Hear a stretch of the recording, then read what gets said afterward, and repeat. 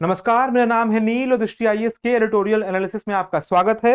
आज का संपादकीय 2023 में क्या होगा भू राजनीति के साथ, इंटरनेशनल ग्लोबल ऑर्डर के साथ, इस पर संपादकीय है। साल शुरू ही हुआ है तो आपने तमाम वो चर्चाएं देखी होंगी जिसमें कुछ विद्वान लोग बैठकर 2023 का राशिफल ज्योतिष के आधार पर लोगों के साथ क्या होने वाला है उनके जीवन में, इस बात का मसौदा तैयार कर रहे होंगे, इस बात का जिक्र कर रहे होंगे।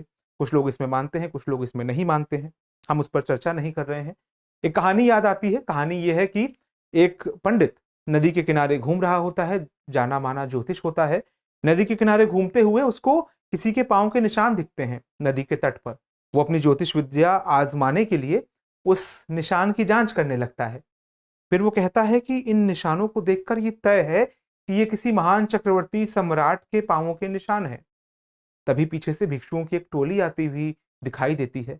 वो सोचने लगता है कि एक ऐसी सुनसान जगह पर नदी के किनारे नंगे पांव कोई महान सम्राट क्यों टहल रहा होगा और ये पीछे फौज सी दिखती भिक्षुओं की टुकड़ी क्यों आ रही है।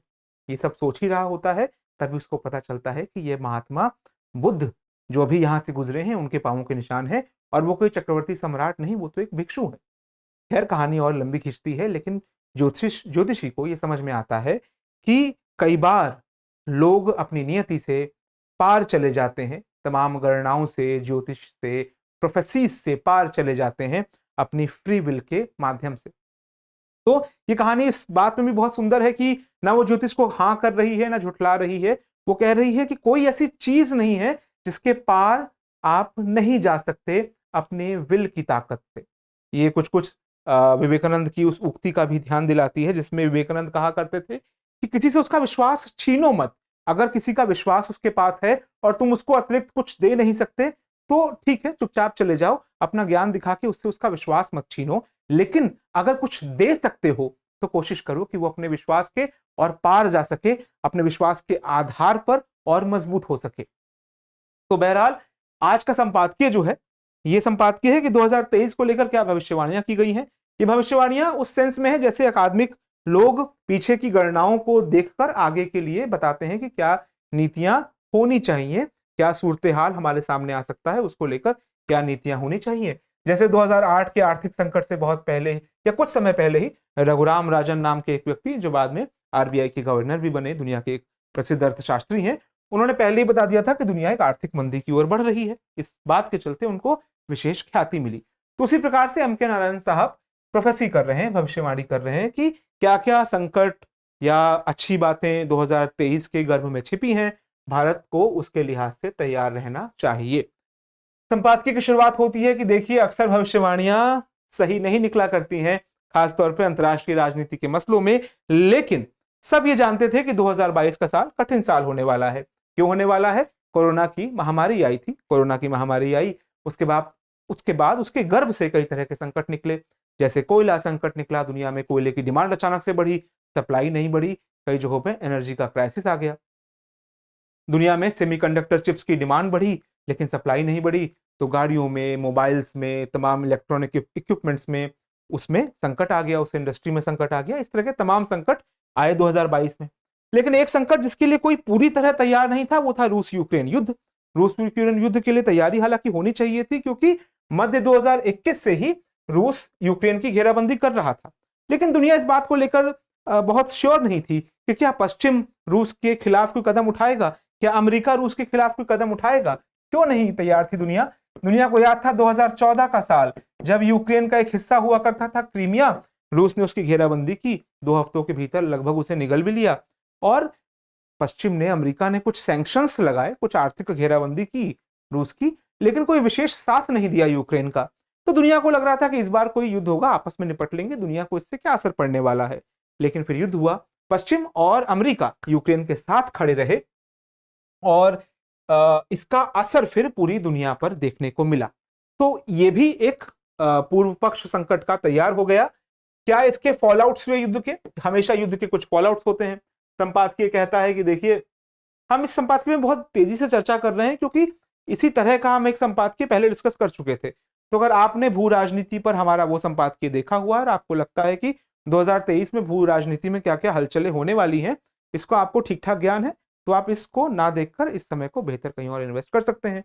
लेकिन अगर आपकी फिर भी जिज्ञासा है कि इसका रूस, भारत, अमेरिका, चीन, ताइवान, पाकिस्तान जैसे मुल्कों पर क्या असर पड़ेगा, देशों के डिफेंस बजट पर क्या असर पड़ेगा, डिफेंस बजट का देशों की सामरिक संप्रभुता या स्ट्रेटेजिक ऑटोनॉमी पर क्या असर पड़ेगा, अगर ये जिज्ञासा है तो इसको आगे देखिए। खैर, मैं कह रहा था कि संपादकीय कहता है कि हर बड़े युद्ध का, जैसे वर्ल्ड वॉर 1 था जिसको कुछ लोग द ग्रेट वॉर भी कहते हैं, हर बड़े युद्ध का एक असर पूरी दुनिया की भू राजनीति पर पड़ता है, जैसे वर्ल्ड वॉर 1 का भी पड़ा था।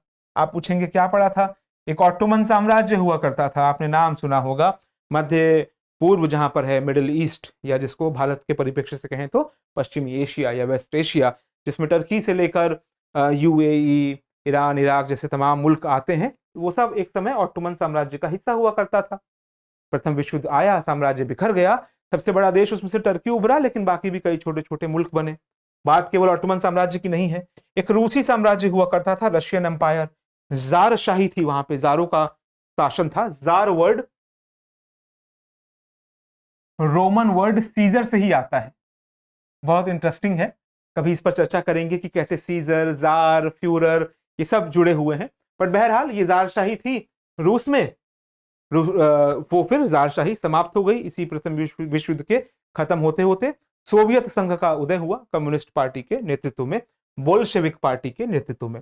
तो इस तरह के तमाम बदलाव बड़े युद्धों के बाद देखने को मिलते हैं। एक बानगी हमने प्रथम विश्व युद्ध की थोड़ी बहुत देखी। संपादकीय आगे कहता है कि इसी प्रकार के बदलाव हमें इस युद्ध में भी देखने को मिलने वाले हैं, या इस युद्ध के बाद देखने को मिलने वाले हैं। इसमें इस बात को भुला दीजिए, मतलब केवल एक बार गौर फरमा के फिर भुला दीजिए कि ये युद्ध भी कभी भी एक बड़े महायुद्ध में कन्वर्ट हो सकता है। ये संभावनाएं शुरुआत में बहुत ज्यादा थी, अभी कम है, लेकिन संभावनाओं का क्या है, कम होकर भी बड़ी हो सकती हैं, इस बात का ध्यान रखना है। पहली वही संभावना, क्योंकि विश्व युद्ध भी ऐसे ही शुरू हुए थे, दो देश आपस में लड़े, उनके सपोर्ट में 2-3 और देश आए, उनके सपोर्ट में 4-5 और देश आते गए, और फिर धीरे धीरे ये विश्व युद्ध बन गया। तो इस युद्ध की भी वो संभावना तो बनी ही हुई है। इसके अलावा वो संभावना पूरी ना भी हो तो प्रॉक्सी वॉर तो चल ही रहा है।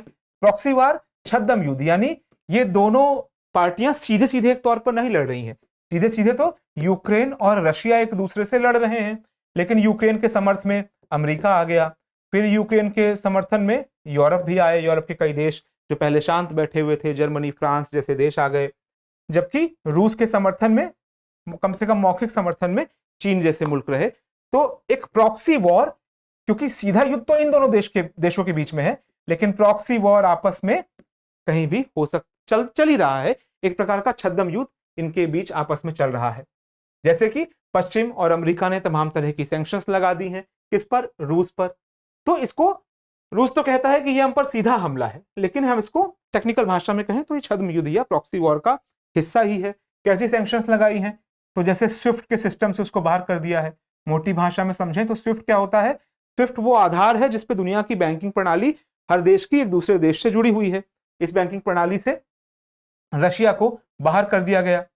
इसके अलावा वीजा, मास्टर कार्ड जैसी कंपनियां, जो आप जानते हैं, क्रेडिट कार्ड पे आपने इनका नाम पढ़ा होगा, डेबिट कार्ड्स पे इनका नाम पढ़ा होगा, फाइनेंस प्रोवाइडर के तौर पे कंपनियां हैं, इन लोगों ने भी अपनी सेवाएं रूस में देनी बंद कर दी। तो इसका बहुत असर रूस की अर्थव्यवस्था पर, ऐसे तमाम कदमों का असर रूस की अर्थव्यवस्था पर पड़ा है। इसके फिर रिपल इफेक्ट भी हुए हैं। रिपल इफेक्ट क्या होता है? हम किसी तालाब में अगर कोई कंकड़ फेंकते हैं तो उसका असर केवल वहीं तक महदूद नहीं रहता, रिपल्स, लहरें दूर दूर तक जाती हैं, आप जानते ही हैं। तो इसी को रिपेल इफेक्ट कहा जाता है। ऐसे ही ये युद्ध तो मेन क्रिया है, लेकिन इसके रिपेल इफेक्ट दूर दूर तक देखने को मिल रहे हैं। यूरोप में क्या देखने को मिल रहे हैं वो तो हमने चर्चा कर ली कि आर्थिक मंदी की सुगबुगाहट है। आर्थिक मंदी की सुगबुगाहट क्यों है? क्योंकि हम जानते हैं कि रूस जो है तेल गैस का एक बड़ा उत्पादक है। अब रूस पर बंदिशें भी लगाई गई और रूस ने भी अपने तेल और गैस को हथियार की तरह इस्तेमाल किया। कहा कि हम पश्चिम को सप्लाई रोक देंगे, जर्मनी को जाने वाली सप्लाई और जर्मनी के माध्यम से यूरोप को जाने वाली सप्लाई उसने अपनी ओर से भी कम कर दी। तो इसका असर रूस पर तो पड़ा ही, रूस के पार भी देखने को मिल रहा है। कैसे मिल रहा है? चीन और रूस, हालांकि दुनिया मानती है कि भाई दोनों कम्युनिस्ट मुल्क हैं, दोनों को एक दूसरे के हमेशा करीब होना चाहिए था, लेकिन ऐसा हमेशा था नहीं। कभी कहा गया कि माओ और स्टालिन के बीच बहुत बेहतर संबंध नहीं है, एक प्रकार की तकरार है, और उसके बाद वो तकरारें बढ़ती ही गई। लेकिन बात केवल ये नहीं होती, दो देशों के संबंध दो व्यक्तियों के आपसी संबंधों पर निर्भर नहीं करते, बातें और भी थी। एक जो इसका निष्कर्ष है वो ये भी है कि चीन अमेरिका के साथ अपनी नजदीकी बढ़ाना चाहता था रूस की कीमत पर, ताकि वो अपनी आर्थिक प्रगति को गति दे सके, तकनीक और दूसरे क्षेत्रों में तेजी से बढ़ सके आगे। और अमेरिका चीन का साथ इसलिए देना चाहता था ताकि रूस को पीछे से वो घेर सके और दो कम्युनिस्ट देशों को वो अलग अलग कर सके। दोनों को वो अच्छी बातें लग रही थी। लेकिन आज के समय में स्थितियां बदल चुकी हैं। चीन और रूस अपने रिश्तों के सबसे बेहतरीन दौर में चल रहे हैं, ऐसा संपादकीय कहता है। तो इन सब चीजों का असर 2023 में क्या पड़ने वाला है? पहली चीज तो ये, डिफेंस बजट में बढ़ोतरी देखने को मिल रही है, आगे भी मिलती रहेगी। ऐसे ही भविष्यवाणियां की भी जाती हैं कि ये हो रहा है, आगे भी ऐसा होता रहेगा। तो पहली चीज क्या है? रक्षा पर जो खर्चा हो रहा है, डिफेंस बजट जो है, सुरक्षा बजट जो है, अलग अलग देशों के रक्षा बजट, उनमें बढ़ोतरी देखने को मिलेगी। संपादकीय कहता है कि $3 ट्रिलियन 2022 में दुनिया का रक्षा बजट था, इस साल उसमें और बढ़ोतरी होने की उम्मीद है। बात केवल उन मुल्कों की नहीं है जो हमेशा बहुत खर्चा करते थे, भारत, अमेरिका, चीन, सऊदी अरब, ये हमेशा से बड़ा खर्चा करने वाले देश माने जाते हैं, सबकी अपनी अपनी जरूरतें हैं। लेकिन अब नए लोग आए हैं। यूरोप में युद्ध की वजह से जर्मनी, फ्रांस जैसे देशों ने अचानक अपना बजट बढ़ा दिया है। जापान जैसे मुल्क जो अपने संविधान में बात करते थे कि हम शांति की बात करेंगे, कभी सेना पर बजट बनाएंगे ही नहीं, सेना स्थापित ही नहीं करेंगे, संविधान में बदलाव कर रहे हैं और उन्होंने तय किया है कि अपनी जीडीपी का 2% हिस्सा वो रक्षा पर, अपनी सेना पर खर्च करेंगे। तो ये भी बदलाव हमें देखने को मिल रहे हैं। भारत में भी ये बजट में बढ़ोतरी होती ही रहेगी, क्योंकि भारत के सीमा विवाद पाकिस्तान से तो हमेशा ही उग्र रूप में एक प्रकार से रहते थे। लेकिन हाल के समय में चीन के साथ भी वो सरगर्मियां बढ़ी हैं। अब इस आप बोलेंगे कि इस डिफेंस बजट के बढ़ने का क्या परिणाम होता है? तो एक परिणाम तो है जो हम कह सकते हैं कि सामाजिक, आर्थिक और थोड़ा एथिकल भी होता है, कि जो पैसा रोटी, कपड़ा, मकान, स्वास्थ्य सेवाओं और शिक्षा पर खर्च होना चाहिए था, वो वहां खर्च नहीं होता है, खर्च होता है हथियारों पर। बुरी बात है। लेकिन इसका दूसरा पक्ष सामरिक ऑटोनॉमी पर भी पड़ता है, भू राजनीति पर भी पड़ता है। कैसे? सामरिक संप्रभुता यानी स्ट्रेटेजिक ऑटोनॉमी। इसको ऐसे समझिए कि यूरोप के कई मुल्क, जापान जैसे देश अब तक ये मानते थे कि अमेरिका ने उनकी सुरक्षा की जिम्मेवारी ली हुई है। लेकिन फिर दो चीजें हुई। दो चीजें क्या हुई? हमने युद्ध की तो बात की, युद्ध दूसरी चीज है। पहली चीज हुई कि अमेरिका की वापसी हुई, बड़े बेआबरू होकर कूचे से, अफगानिस्तान के कूचे से अमेरिका निकला। तो तालिबान जैसी मध्ययुगीन ताकत से जब इतना शर्मसार होकर वापस लौटा अमेरिका, तो पहली हलचल हुई, देशों को लगा कि क्या अमेरिका जैसी महाशक्ति पर भरोसा किया जा सकता है कि वो महाशक्ति भी सैन्य रूप से हमारे डिफेंस में सक्षम हो पाएगी जब वो अफगानिस्तान से ऐसी हालत में वापस लौट रही है। एक बात हुई। फिर दूसरा झटका लगा यूक्रेन वाला। हमने बात की कि कैसे यूक्रेन के युद्ध में पश्चिम और अमेरिका ने समर्थन तो दिया यूक्रेन को, लेकिन वो समर्थन महज आर्थिक है या राजनयिक है, डिप्लोमेटिक है। वो समर्थन अपने फौजियों को भेजकर नहीं हुआ है, बूट्स ऑन द ग्राउंड हमें देखने को नहीं मिले हैं। तो अब ये देश समझ गए हैं, जैसे जापान जैसे मुल्क, यूरोप के कई देश समझ गए हैं कि अपनी सुरक्षा की बेसिक जिम्मेदारी, पहला लाइन ऑफ डिफेंस उन्हीं को लेना होगा। तो इस चलते भी स्ट्रेटेजिक ऑटोनॉमी में भी बहुत बड़ा बदलाव देखने को मिलेगा। कब? जैसे जैसे हमें दुनिया के डिफेंस बजट बढ़ते हुए दिखेंगे, जो 2023 की एक भविष्यवाणी है। तो इस बात को मुझे आशा है आप समझ गए होंगे। आगे बढ़ते हैं कि बात केवल यूरोप की नहीं है या जापान की नहीं है, अपने देश की भी बात है। कैसे बात है? स्ट्रेटेजिक ऑटोनॉमी की जब हम बात करें तो हम पाएंगे कि भारत का जो रक्षा उत्पादन है वो एक सीमित मात्रा में होता है। अभी हाल के वर्षों में हमने बहुत प्रगति की है, लेकिन ये एक बहुत लंबी प्रक्रिया है और भारत निर्भर रहा है रशिया जैसे देशों पर। अब उसके भी ऐतिहासिक कारण हैं, डिटेल में तो हम नहीं जाएंगे, लेकिन आप जानते हैं कि शीत युद्ध के दौर में, शीत युद्ध यानी द्वितीय विश्व युद्ध के बाद का वो समय जब दुनिया दो ध्रुवों में बट गई, जो लोग अमेरिका के सपोर्ट में थे, जो लोग सोवियत संघ के सपोर्ट में थे, पाकिस्तान खुलकर अमेरिका के समर्थन में था, भारत गुटनिरपेक्ष रहना चाहता था, ना हम उनके समर्थन में ना हम उनके समर्थन में, अमेरिका भारत को संदेह की नजर से देखता था। तो रक्षा के लिए भारत के सामने, रक्षा हथियारों के लिए भारत के सामने रूस के अलावा बहुत अधिक विकल्प थे नहीं, तो भारत की निर्भरता रूस पर बहुत अधिक रही। यह ऐतिहासिक कारण है। हाल के समय में हमने कोशिश की है, तमाम कदम ऐसे उठाए हैं, जैसे कि रूस के साथ, माफ कीजिएगा, जैसे कि अमेरिका के साथ हमने न्यूक्लियर समझौता किया। हालांकि वो सैन्य नहीं था, लेकिन फिर भी असैन्य था, लेकिन फिर भी नजदीकियां बढ़ी। इसके अलावा हमने फ्रांस से राफेल लिया।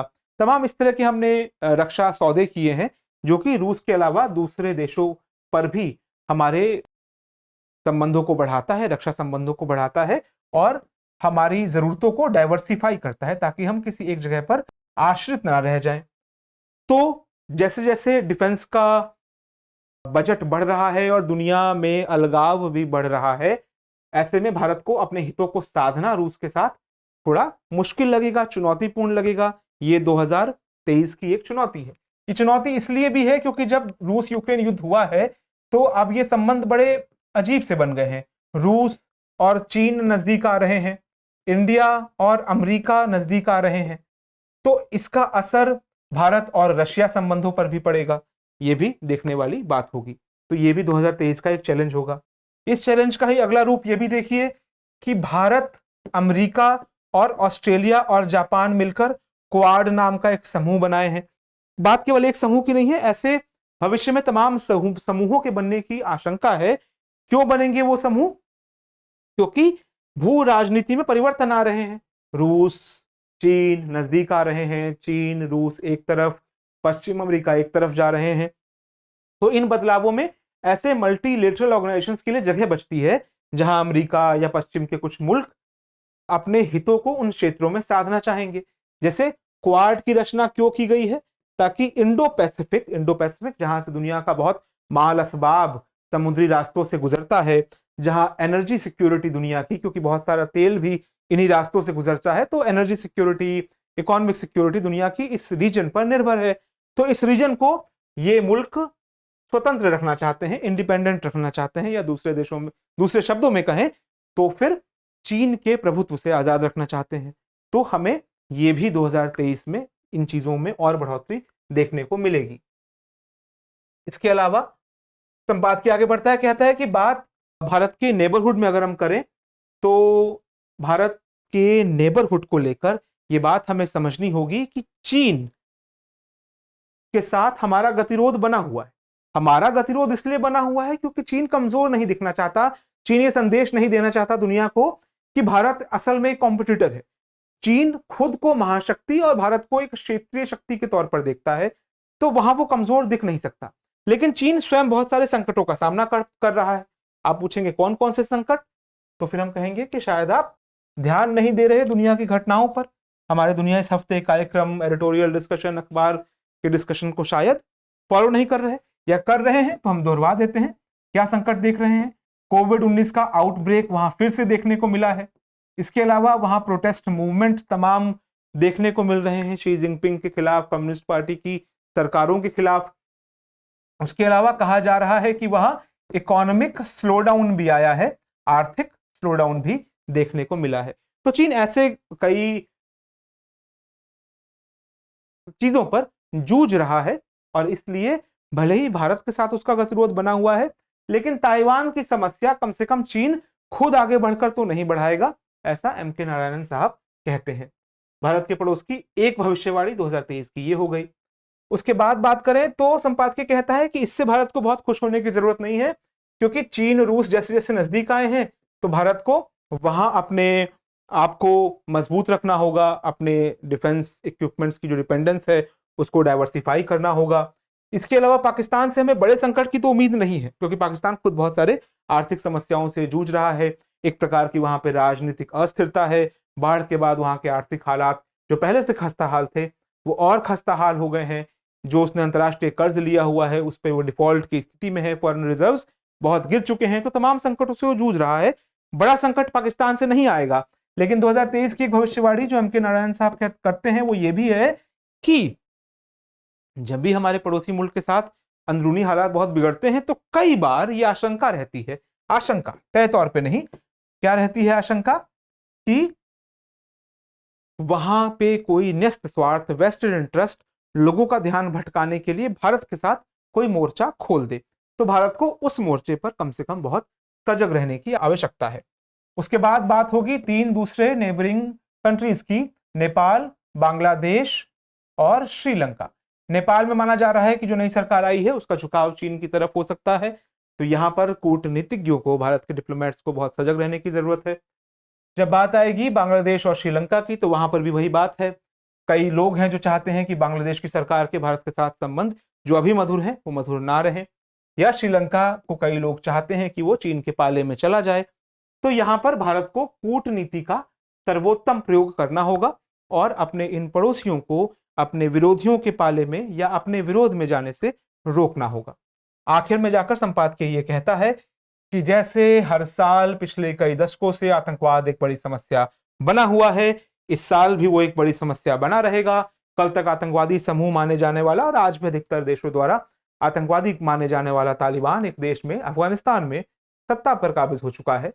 लेकिन अब वो पा रहा है कि कुछ दूसरे आतंकवादी समूह उग आए हैं जो कहते हैं कि तुम आतंकवादी इनफ नहीं थे, तो अब वो उस सरकार पर हमला कर रहे हैं, तालिबान पर हमले हो रहे हैं। भारत के लिए ये रोचक स्थिति है, लेकिन त्रासद भी है कि हमारा पड़ोस अशांत हो रहा है, और अगर ये अशांति बढ़ती है तो इसका असर हमारे सीमावर्ती इलाकों में भी देखने को मिल सकता है। तो 2023 की अंतिम भविष्यवाणी यही है कि ऐसी त्रासदियों को अपने देश की सीमा के भीतर आने से रोकने के लिए भी हमें चाक चौबंद रहना होगा। तो ये था आज का संपादकीय। आपको एनालिसिस कैसा लगा, आप किन मुद्दों पर और एनालिसिस देखना चाहेंगे, हमें कमेंट सेक्शन में जरूर बताएं। हमें आपकी प्रतिक्रिया का इंतजार रहता है। नमस्कार।